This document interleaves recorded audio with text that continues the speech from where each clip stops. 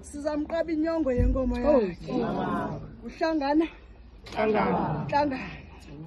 Ekubonakala into yokubana buhlele buhle basoma kushe. Uzofumana amandla phakathi kwenkundla zakokweni. Uzoba ligqirha mbombozone zehlabathi. Ekubonakala ubunhlangano lenhlelo lenyongo yakhe masitamagushe izakukhusela kuzo zonke indawo zazinyathela.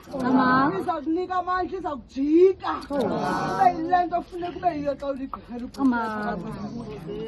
Uqaqaza imqaba lenyongo makombelwe amagqirha sekhaya. Babikho gqirha lizawuqoqa phezu kwale nyongo. Imizi ayifani ifana ngentlanzi ke sihlole sacamagusha. Umuntu uzawubona umnqaba uzigaba. Ngoba mna kweyam umgoduse kwaxoxwa. Kodwa kuthiwa apha makungaxoxi igqirha mpondo mqale. Baqale ngokwakho uqale entloko uyotsho zinzwaneni.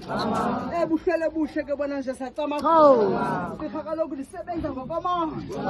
Igqirha liyasetyenzela sacamagusha. Satsho ungamena amandla mfondini wasicamagusha. Kwenza isiko lesibini phakathi kwenkundla zakazikhaya.